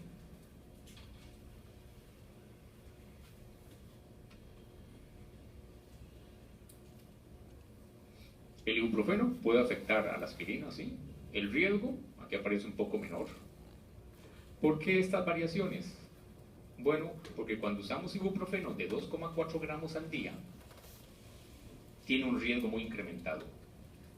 Y el riesgo de gastrotoxicidad es muy incrementado. Pero cuando usamos ibuprofeno de 1,2 y no lo pasamos de eso, es decir, 400 miligramos cada 8 horas, cuando no pasamos el ibuprofeno de 1,2 por día, es relativamente bastante tolerado gástricamente. El ibuprofeno no hay que botarlo y decir que ya no sirve. La caja lo arruinó. Pero el ibuprofeno es un fármaco que todavía sirve. Y cuando usamos ibuprofeno y no pasamos de 1,2, el riesgo cardiovascular es bastante moderado. Es cuando lo subimos que se empieza a ver mayor riesgo. Son muchos estudios, vean que el diclofenaco también aparece alto y el naproxeno aparece de menor riesgo. Entonces parece ser, después de la aspirina, que es la que supuestamente no tiene riesgo, el fármaco que tiene menor riesgo es el naproxeno. Y los demás, todos andan ahí metidos en el montón, con mucho mayor riesgo los que tienen más COX-2 selectividad.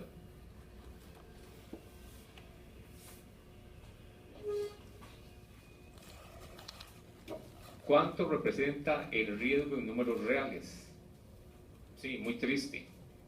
Yo quiero saber cuántos muertos son. Ven que no dije cuántos pacientes complicados. Estoy hablando de muertos. ¿Verdad?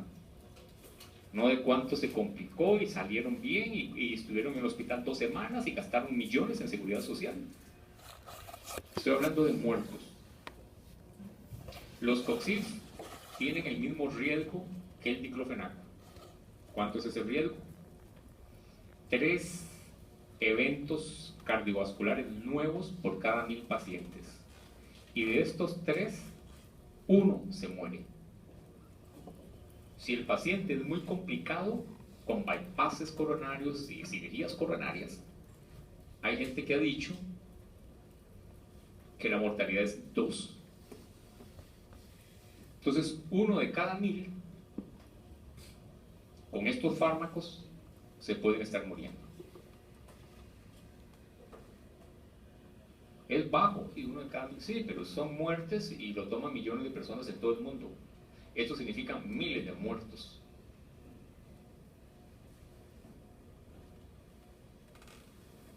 ¿Por qué el diclofenaco aumenta el riesgo? Que es aquí como el Ave María de nosotros. Por la selectividad y por la dosis. ¿Por qué por la dosis? Y porque se usa mucho. Digamos, se pueden dosis altas. Normalmente. Sí, que la dosis estándar de nosotros es la dosis alta, 150 miligramos. Entonces, si recuerdan del semestre pasado también, ¿qué pasaba? ¿Qué hacía yo? ¿Cómo podía jugar con la cinética? Si un fármaco tiene una vida media corta, ¿qué podía hacer yo para, sin aumentar la frecuencia de administración, aumentar la duración del efecto? Aumentar la dosis. Aumentaba la dosis, como el atenolol, un montón. El ibuprofeno el diclofenaco tiene una vida media de 1 a 2 horas, muy chiquitilla. Para prolongar el efecto, yo casi siempre doy 50 miligramos de una sola vez. Eso es una dosis mucho más alta. Pero quiero prolongar el efecto. Bien. Y ya dijimos que es más COX-2 selectivo que COX-1. Entonces, ¿qué va a pasar? En un inicio, aquí está la COX-2, véanlo, y aquí está la COX-1. En un inicio, yo voy a tener inhibición de la COX-1 y de la COX-2. Pero conforme la concentración baja, la inhibición va a estar sobre la COX-2 y no sobre la COX-1. Entonces, ¿qué va a pasar? Tendré inhibida la prostaciclina y no el tromboxano. Entonces, el diclofenaco tiene esta ventana que están llamando de riesgo cardiovascular. Y si doy 50 cada 8 horas, la mantengo todo el día. Baja, sube otra vez. Baja, sube otra vez.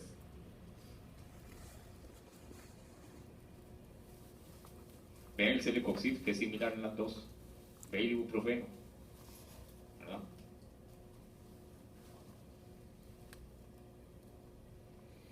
Sí, aumenta el riesgo de insuficiencia cardíaca, taca, ya lo hemos estado mencionando. Fibrilación auricular, aparentemente poquitito, pero lo hace.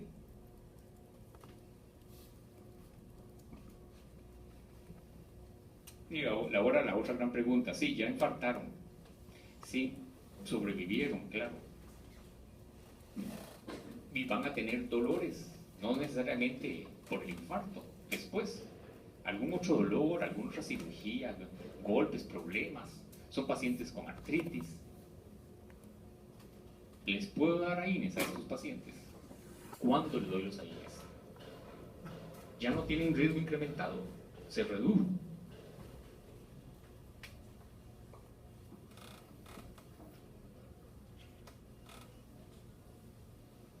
Esto es un estudio, esto es otro. Veamos el de abajo primero. En pacientes que infartaron y sobrevivieron, claro. Si les doy AINES al inicio del tratamiento, tienen un riesgo aumentado de mortalidad. Después de 3 meses, el riesgo lo siguen teniendo aumentado.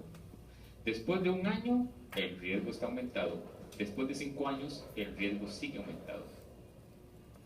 Entonces, pacientes que han infartado por la misma condición tienen un riesgo elevado.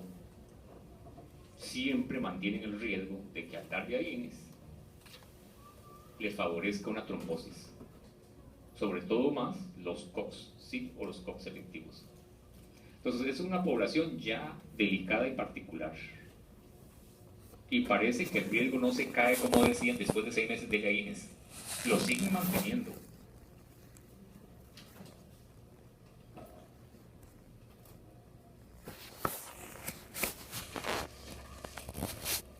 ¿Cuánto aumenta el riesgo en estos pacientes dándole AINES? Si le doy celecoxib, el riesgo se aumenta después de 2 semanas. Solo ocupo 2 semanas y ya el riesgo está aumentado. Si le doy ibuprofeno en dosis altas, a la semana tienen el riesgo aumentado. Si le doy diclofenaco, un día después se triplica el riesgo. Si les doy naproxeno, no incrementa el riesgo. Entonces, ustedes tienen un paciente con esas características y amerita, por algún dolor, amerita, no es que cualquier cosa le vamos a dar, amerita darle un AINE, sentados y pensando, ¿cuál le darían?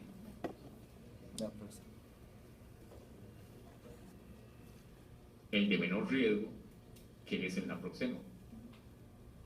Por lo menos no parece incrementar el riesgo y aparentemente lo reduce.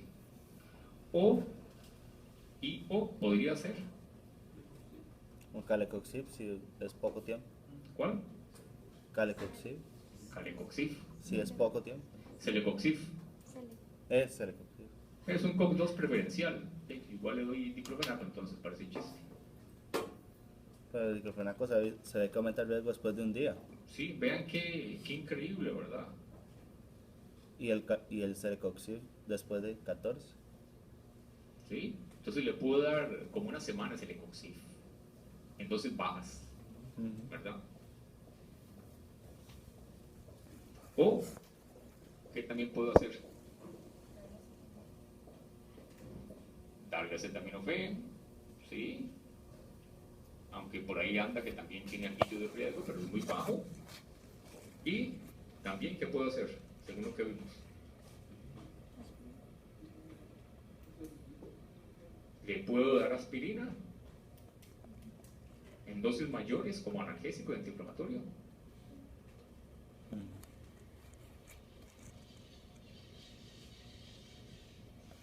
No voy a dar AINES y alguna gente recomienda ninguno.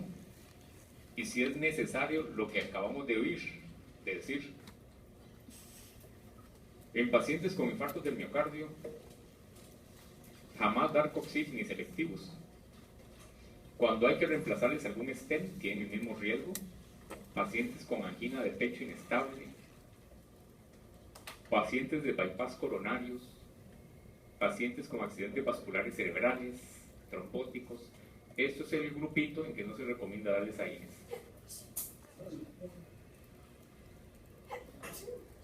Salud.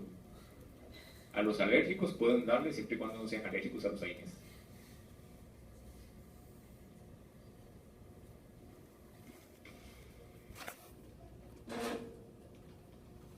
Bueno, ahora vamos a ver, nos quedan unos 10 minutitos todavía, para recalcar efectos adversos de los AINES y algunos de los mecanismos. Entonces, ya vimos los importantes. La gastrotoxicidad en primer lugar. Incluso con aspirinilla de 75 miligramos se muere la gente, ya lo vimos, ¿verdad? Son nefrotóxicos, sí, cuando las condiciones están dadas, pero alguien que tiene función renal normal, sin depresiones de volumen, joven, no le hacen nada. Y la otra cosa que hay que tener muy clarito es que, ya lo saben, entre sulfonamidas, penicilinas, antiepilépticos y AINES son los 4 grupos farmacológicos más alergénicos. O sea, no pueden darle a nadie ni una pinche aspirina si no están seguros de que no tienen ninguna alergia a AINES. Eso hay que preguntarlo, es mandatorio. Es frecuente alergias a AINES de toda la gama. ¿Sí? Uno puede ser alérgico a un AINES sin ser alérgico a todo el grupo.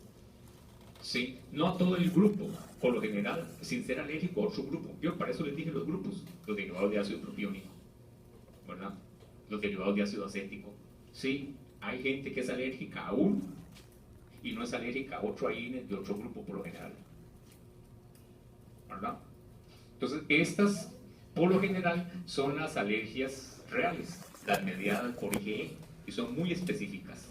Pueden ser específicas para una estructura y no para la otra, ¿verdad?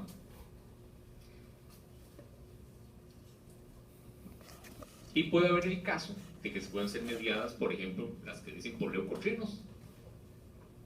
Entonces son la gente que usted oye. ¿Usted es alérgica a alguna cosa? Al ibuprofeno, ¿verdad?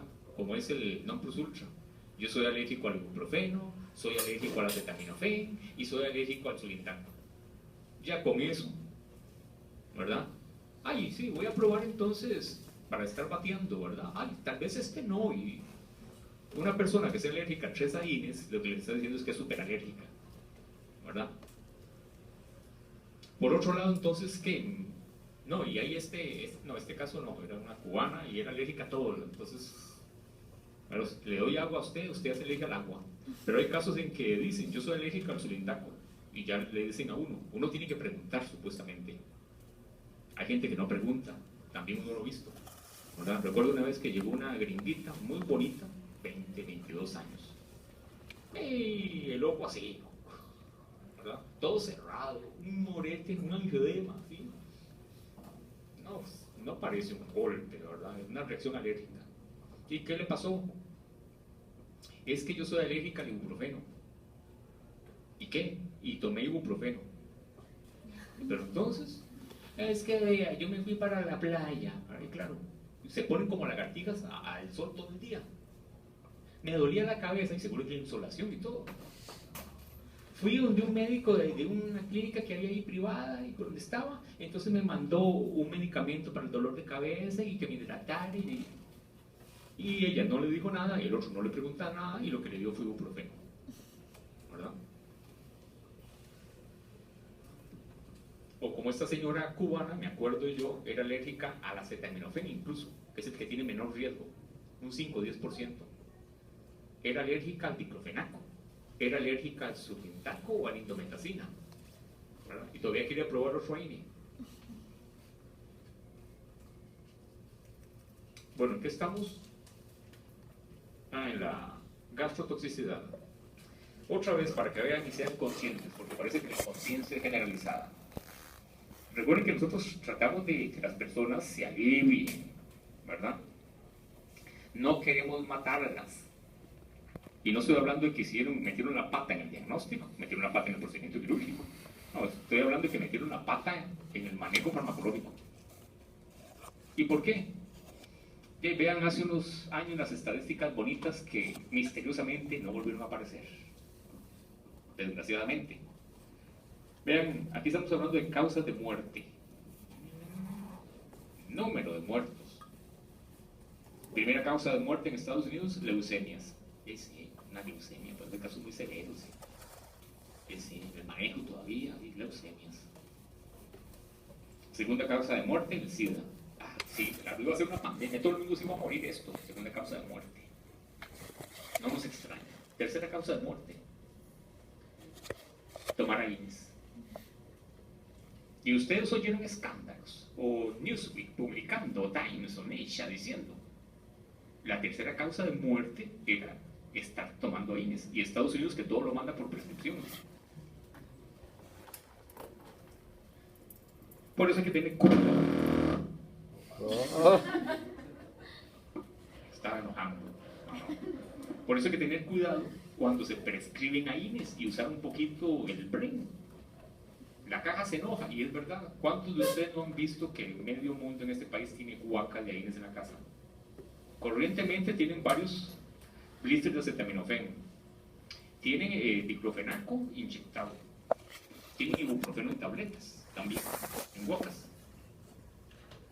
Y eso prácticamente es una muy mala prescripción. Pero eso es en Estados Unidos, ahí siempre se muere todo el mundo. Esto es del Reino Unido. Muertes por miles. Causas de muerte, cáncer de ovario. Ahí sí, un cáncer. No nos extraña que un cáncer sea la primera causa de muerte. Accidentes de tránsito, igual que aquí. Pero aquí es que no saben manejar.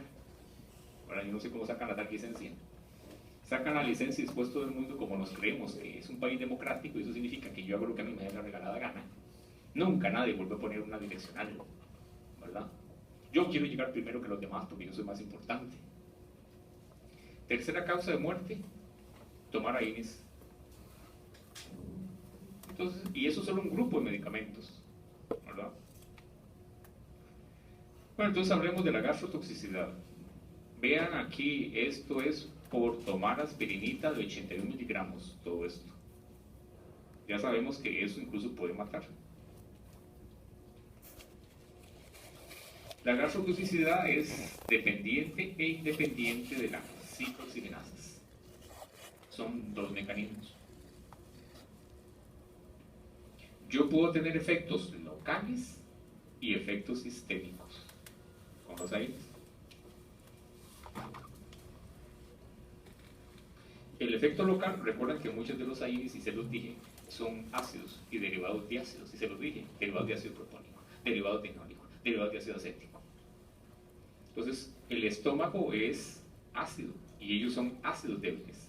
Entonces acá no se ionizan, difunden, entran a las células epiteliales, cambia el pH, se ionizan y quedan atrapados. y empiezan a dar problemas por acción local. Y el efecto más clásico es que inhiban las prostaglandinas, que es lo que hacen, y reduzcan la producción de bicarbonato, de muco, reducen el flujo sanguíneo porque no vasodilatan y reducen la proliferación celular. Todo esto hace que los factores agresores tengan más preponderancia y lleven a ulceraciones y perforaciones y sangrados. ¿Cuál mecanismo creen ustedes que es más importante?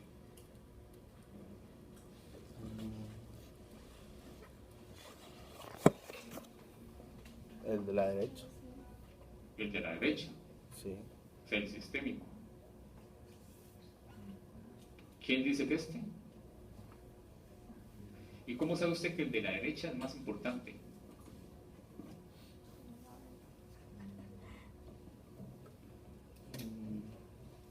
Así como que lo sepa de fijo, pero me parece. Así como que lo sé, fijo no, pero ahí usted intuye. Sí. ¿Pero por qué intuye? Ah, porque seguro usted ha oído y ha visto gente que le inyectan AINES y también le duele el estómago. Usted ha visto a gente usando supositorios y también le molesta el estómago. No se los han tomado y tienen problemas.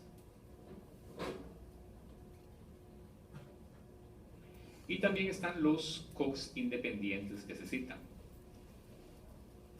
Reducción de factores del crecimiento,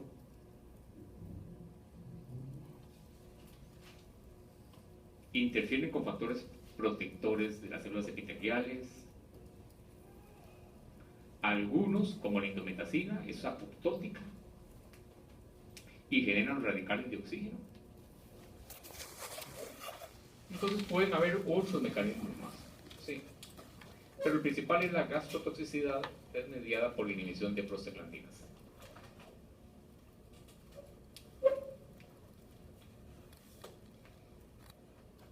¿Cuáles pacientes tienen más riesgo de gastrotoxicidad? Eso ya lo sabemos de forma estándar, siempre. ¿Cuáles son más delicados? ¿A cuáles les cae todos los medicamentos mal? Hablando de todo eso, si usted tiene un paciente y le va a dar AINES de cualquier edad, ¿cómo le recomienda tomarse los AINES? Después de las comidas. Con comidas. ¿Qué más? Con suficiente líquido. Eso parece banal, pero no lo es. Si quieren, yo les digo, hagan la prueba, ¿verdad? Yo accidentalmente la hice una vez, no es que quería, por la premura. Entonces van, se compran una tableta de 400 miligramos de la barata, sin cubierta ahí, de ibuprofeno, y la tienen un poquillo en la boca y se la tratan de bajar con medio trago de agua, ¿verdad? Para que observen el espasmo esofágico y vean cómo sí baja. Y vean cuando les está doliendo el estómago y sientan el calor y esa molestia, ya está irritando, ¿verdad? Y después sienten que tienen alguna flojerilla ahí, ¿verdad? Entonces, esa es la gastrotoxicidad.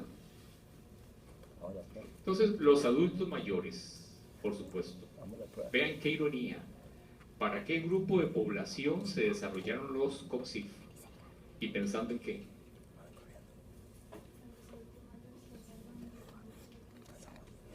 Exactamente, se desarrollaron sobre todo para adultos mayores para reducir la gastrotoxicidad. Y los adultos mayores son los que más tienen riesgo cardiovascular. ¿Qué también les puede ayudar?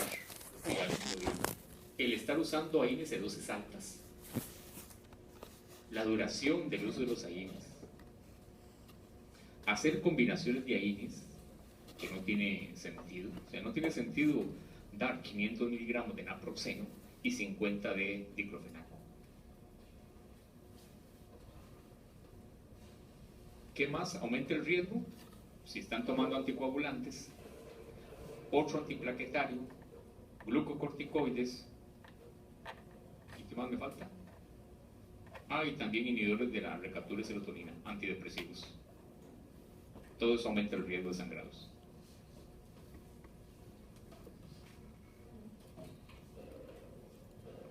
Entonces ya saben dónde evitarlos o darlos con precaución. Por lo menos si los van a dar, tiene que ser muy justificado. Es que no hay nada más, y es que solo se lo he ido días y cae. ¿Verdad?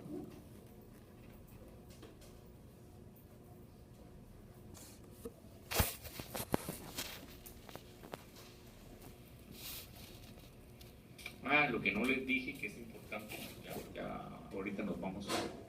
¿Cuáles son los AINES más gastrotóxicos? Eso es lo que me interesaba.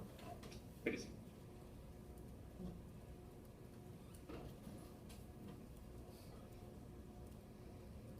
Sí, puñe, nos falta la mitad de la clase, muchachos.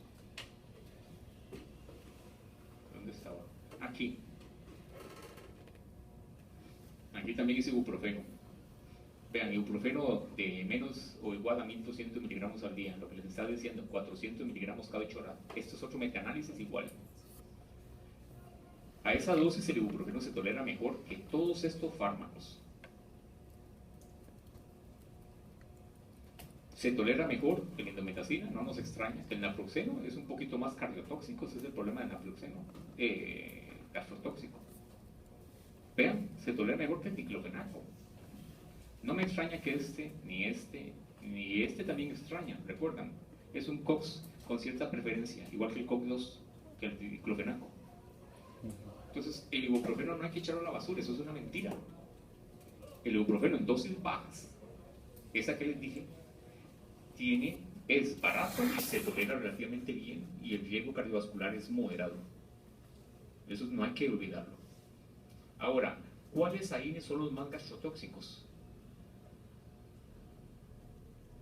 O sea, los que yo no prescribo. La gente se los puede andar tomando y comprándolos en la farmacia o donde sea. Pero ¿cuáles son los más gastrotóxicos y yo no prescribo por eso? Aunque el paciente no tenga ningún factor de riesgo. ¿Por qué? Porque aunque no tenga, la mayoría en 3 días va a sentir molestias. Y no vas a ver que ese ardor que siente, ese calor, siento algo así en la panza, ya es gastrotoxicidad. De los que vimos, ¿cuáles son los más gastrotóxicos?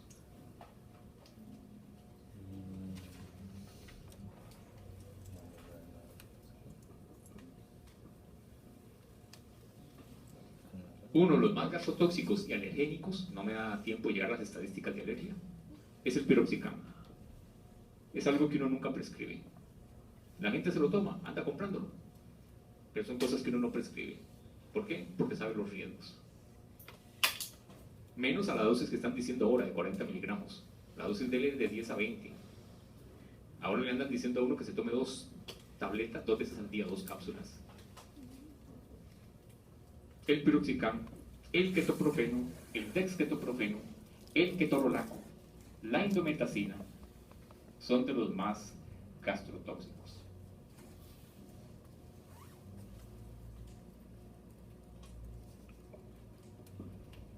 Bueno, y dejémoslo hasta aquí para no estarlos aburriendo más. Sí ocupo que también se revisen el Gura Unguil con él para ver un par de cosas.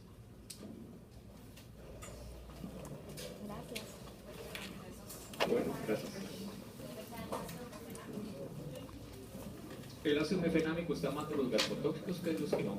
El Ponstan.